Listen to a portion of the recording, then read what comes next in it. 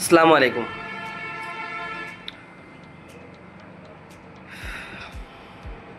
যাই হোক, আপনারা সবাই কেমন আছেন? আশা করছি সবাই সুস্থ আছেন। আমার লাইভ ভিডিওগুলো আপনাদের কেমন লাগে একটু শেয়ারের মাধ্যমে এবং কমেন্টের মাধ্যমে জানাতে পারেন। তো যাই হোক, আজকে আপনাদের জন্য যে বিষয়বস্তু পছন্দ করেছি সেটা হলো থাইরয়েড ডিসঅর্ডার, মানে থাইরয়েড গ্ল্যান্ডের অস্বাভাবিকতা। থাইরয়েড গ্ল্যান্ড কোথায় থাকে? যাই হোক, থাইরয়েড গ্ল্যান্ড আমাদের এই যে ছেলেদের দেখা যায় বিশেষ করে প্রমিনেন্ট জায়গা, অ্যাডামস অ্যাপেল বলা হয়, তার নিচে একটা অ্যাপ্রক্সিমেট অ্যাডামস অ্যাপেলের নিচেই থাকে। যাই হোক, এটাই মনে রাখেন যে উঁচু জায়গাটা আমাদের থাকে, তার নিচেই থাকে থাইরয়েড গ্ল্যান্ড। সেই থাইরয়েড গ্ল্যান্ডের কী কী কাজ আমাদের শরীরে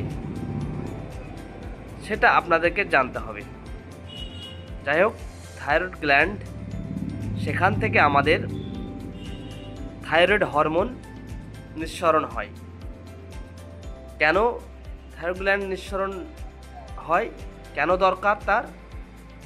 থাইরয়েড হরমোনের আমাদের অনেক কাজ আছে, শরীরের জন্য অনেক দরকারি একটা হরমোন। তো যাই হোক, যারা থাইরয়েড রোগে ভুগছেন তারা ভালো ভালো করেই যা বুঝতে পারছেন, তারা হাড়ে হাড়ে টের পাচ্ছেন যে থাইরয়েড হরমোনের দরকার কেন বডিতে। যাই হোক, থাইরয়েড হরমোন আমাদের বিশেষ করে কিছু কিছু কেন দরকার বলি আপনাদেরকে, আমি এলাবোরেট করে বলছি না এখন। থাইরয়েড হরমোন আমাদের যদি কমে যায় বা বেড়ে যায়, দুটোরই সমস্যা কিন্তু আমাদের। বেড়ে গেলেও সমস্যা, কমে গেলেও সমস্যা। আমরা সচরাচর যে সমস্ত রোগীদের দেখি হাইপোথাইরয়েডিজম, যাদের থাইরয়েড হরমোন কম।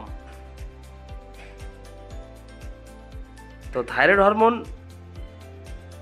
আমাদের নিঃসরণ হয় কোথায় থেকে? থাইরয়েড গ্ল্যান্ড থেকে।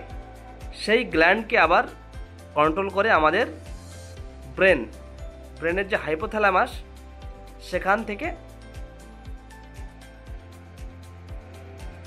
আমাদের stimulating hormone, thyroid stimulating hormone TSH, সেটা থাইরয়েড হরমোনকে নিঃসরণকে বা সিনথেসিসকে কন্ট্রোল করে। খুব বেশি হলেও তার রেসপন্স আছে, খুব বেড়ে গেলেও তার রেসপন্স আছে। মানে সে কন্ট্রোল করবে থাইরয়েড হরমোন যেন আমার বডিতে নর্মাল থাকে, সে কন্ট্রোল করে। যদি থাইরয়েড হরমোন বডিতে কমে যায়, সে রেসপন্স করে যেন বেশি বেশি থাইরয়েড হরমোন প্রোডাকশন হয়। যদি বেড়ে যায়, আবার সে কমানোরও তার কন্ট্রোল ক্ষমতা আছে। তো যাই হোক, থাইরয়েড হরমোন কেন দরকার? যে সমস্ত রোগীরা আছেন তারা নিজেরাই বুঝতে পারছেন কেন থাইরয়েড হরমোন দরকার, কী সমস্যা আপনাদের হয়। তো যাই হোক, যে সমস্যাগুলো বা লক্ষণগুলো আপনারা বুঝতে পারেন সেগুলি একটু বলি, ইলাবোরেট করে বলছি না। আমি এখানে আজকে লাইভের বিষয়বস্তু চুজ করেছি থাইরয়েড গ্ল্যান্ডের ডিসঅর্ডার, মানে কেন থাইরয়েড গ্ল্যান্ড ঠিকঠাকভাবে কাজ করছে না, তার কারণগুলো বলার জন্য এসেছি। তারপরেও আমি বলে দিচ্ছি টুকিটাকি লক্ষণ উপসর্গগুলো। তো যাই হোক, কারো ওজন বেড়ে যেতে পারে, কারো ওজন কমে যেতে পারে, কারো খিদে কমে যেতে পারে, কারো ঠান্ডা ঠান্ডা ভাব লাগতে পারে, কারো হার্ট রেট বেড়ে যেতে পারে, কারো হার্ট রেট কমে যেতে পারে, কারো পেশির দুর্বলতা হতে পারে। তারপর মেয়েদের বিশেষ করে মাসিক অনিয়মিত হয়, এটাও এর জন্য হতে পারে। তারপর কনস্টিপেশন হতে পারে। তারপর অনেকে দুশ্চিন্তা, টেনশান, অ্যাংজাইটি যেটা বলি, টেনশান, মানসিক দুশ্চিন্তা, ভয় ভয় ভাব, ভীতি প্রদর্শন মনের মধ্যে, এই সমস্ত কিছু কিছু উপসর্গ হয়। এই সমস্ত উপসর্গগুলো যদি আপনারা বুঝতে পারেন তাহলে আপনারা ডাক্তারের কাছে যাবেন এবং পরামর্শ নিয়ে মেডিসিন নেবেন। তো যাই হোক, আমি ইলাবোরেট করে সব লক্ষণগুলো এক্সপ্লানেশন করলাম না, তবে আমার যেটা বিষয়বস্তু ছিল সেটা হলো থাইরয়েড গ্ল্যান্ড যে হরমোন দুটো প্রোডাকশান করে বা সিনথেসিস করে, T3 এবং T4। এই থাইরয়েড হরমোন আমাদের বডির নিজস্ব মেকানিজম, নর্মালি নিজের যে নর্মাল অ্যামাউন্টটা দরকার শরীরের জন্য এই সমস্ত কাজের জন্য, সেই নর্মাল অ্যামাউন্টটা ঠিকঠাকভাবে নিঃসরণ হয় না বা সিনথেসিস হয় না। কেন সিনথেসিস হয় না, কী কারণে হয় না, সেই কারণটা আমি শুরু করছি। তো যাই হোক, প্রথম কারণ অটো ইমিউন ডিজিজ। ইমিউন কথাটা বুঝতে পারছেন, আমাদের ইমিউনিটি পাওয়ার বা ইমিউন রেসপন্স। তো যাই হোক, বডির নিজস্ব ইমিউনিটি পাওয়ার আছে, সেই ইমিউনিটি পাওয়ার আছে বলেই আমরা সুস্থভাবে বেঁচে আছি। তো এই অটোইমিউন ডিজিজগুলো এমনই যে বডির নিজস্ব ইমিউনিটি পাওয়ারটা নিজেই ধ্বংস করে ফেলে, মানে আমাদেরকে ক্ষতিকারক ব্যাকটেরিয়া, ভাইরাস, অণুজীবের হাত থেকে রক্ষা করার পরিবর্তে আরও ক্ষতি করে। এটা হচ্ছে অটোইমিউন ডিজিজ। সব থেকে যে অটোইমিউন ডিজিজের কারণে থাইরয়েড হরমোন ঠিকঠাকভাবে নিঃসরিত হয় না বা সিনথেসিস হয় না, সেটা হলো হাশিমোটো থাইরয়েডাইটিস। Hashimoto thyroiditis.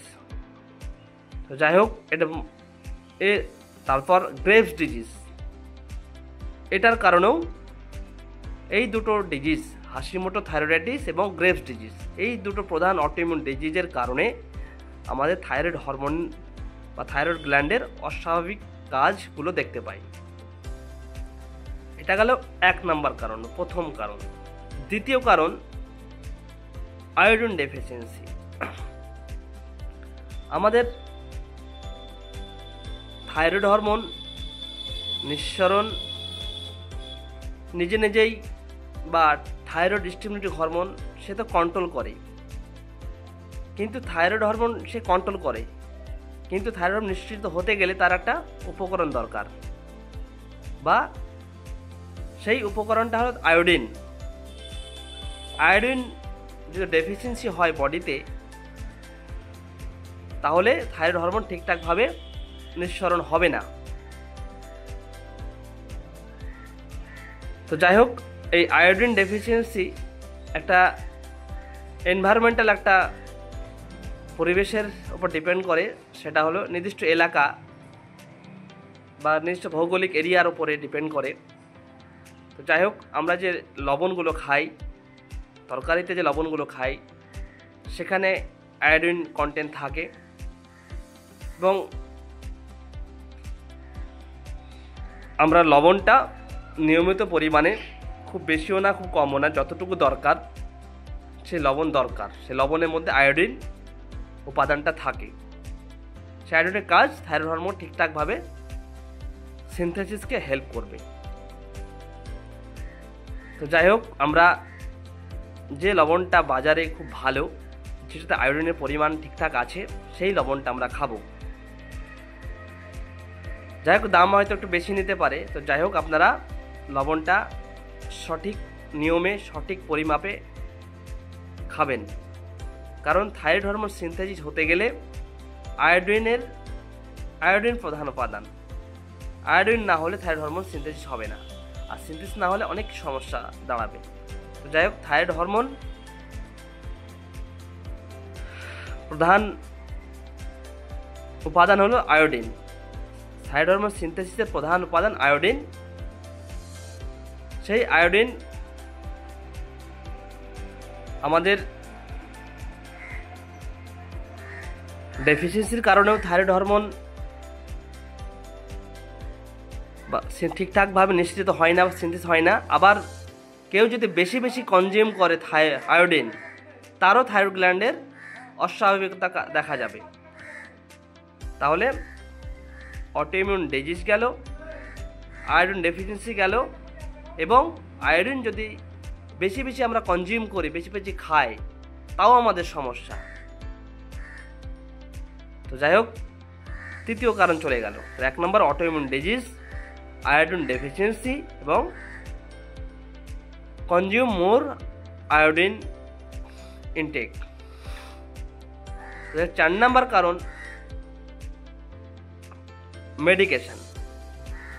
কিছু কিছু মেডিকেশন আছে থাইরয়েড হরমোন সিনথেসিসে বাধা দান করে বা থাইরয়েড গ্ল্যান্ডের কাজকে ঠিকঠাকভাবে হতে দেয় না। সেই মেডিকেশনটা হলো লিথিয়াম। সে থাইরয়েড গ্ল্যান্ডের কাজকে বা থাইরয়েড হরমোন সিনথেসিসকে যে কোনোভাবে নর্মাল যে নিঃসরণ সেটাকে বাধা প্রদান করে। যাই হোক, 4 নাম্বার গেল।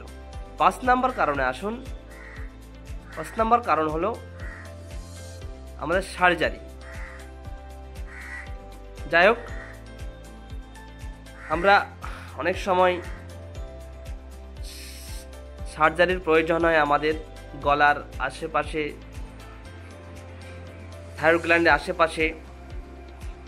যাই হোক, যে সার্জারি যে অপারেশনগুলো হয় বা থাইরয়েড গ্ল্যান্ড থাইরয়েডেক্টমি, যে কিছু কিছু অপারেশন আছে, সেই অপারেশনে যদি আমাদের থাইরয়েড গ্ল্যান্ডের একটা পার্ট আছে, থাইরয়েড গ্ল্যান্ডের একটা শেপ আছে, থাইরয়েড গ্ল্যান্ডের লোয়ার পার্ট বা লোয়ার পোর্শন যেখান থেকে থাইরয়েড হরমোন নিঃসরণ হয়, সেই লোবটা, সে পার্টটা যদি কোনো কারণে বাদ চলে যায়, তাহলে থাইরয়েড হরমোন ঠিকঠাকভাবে নিঃসরণ বা সিনথেসিস হবে না। এটা গেল সার্জারি, 5 নাম্বার কারণ।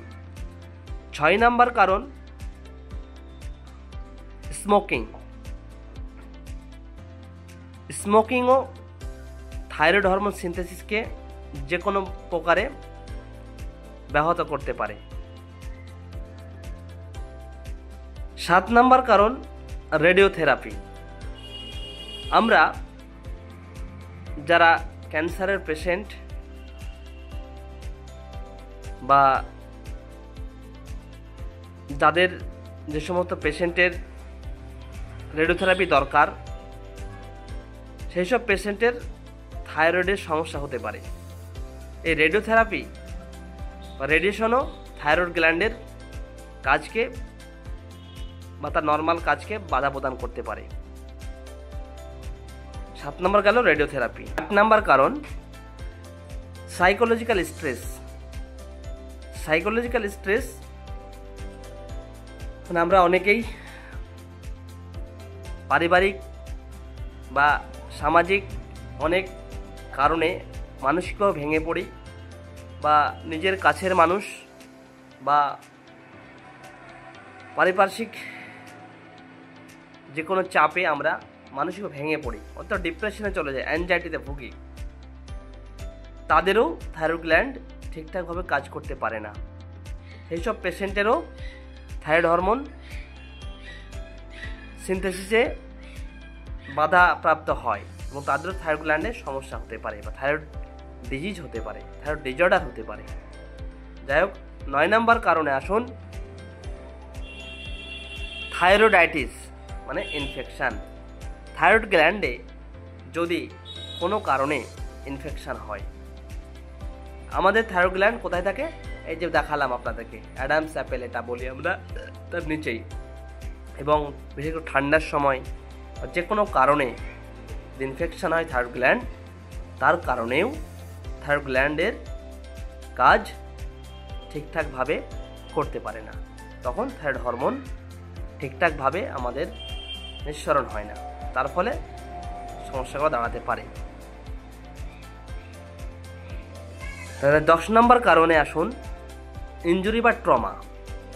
কোনো কারণে যদি থাইরয়েড গ্ল্যান্ড ইনজুরি পড়ে বা অ্যাক্সিডেন্ট হয় বা ট্রমা হয়, তার ফলেও থাইরয়েড গ্ল্যান্ড ঠিকঠাকভাবে তার নিজস্ব কাজ করতে ব্যাহত হবে। এটা হলো 10 নম্বর কারণ। তো যাই হোক, আপনাদেরকে থাইরয়েড ডিজঅর্ডার বা থাইরয়েড গ্ল্যান্ডের অস্বাভাবিকতা কেন হয় সেই কারণগুলো বললাম। এর পরবর্তী ভিডিও হবে থাইরয়েড গ্ল্যান্ডের লক্ষণ, উপসর্গ এবং তার প্রতিরোধ এবং তার ডায়েটারি ম্যানেজমেন্ট, বা কী আমরা ঘরোয়া উপায়ে বা কী ভাবে আমরা ঘরোয়া উপায়ে বা কী খাবার থাইরয়েড পেশেন্টের কী খাবার বা কী ন্যাচারাল উপায়ে বা ঘরোয়া উপায়ে বা মেডিকেশান বা মেডিকেল যে ট্রিটমেন্ট সব কিছু নিয়ে পরবর্তী ভিডিওগুলো আসবে। একটু ধৈর্য ধরবেন।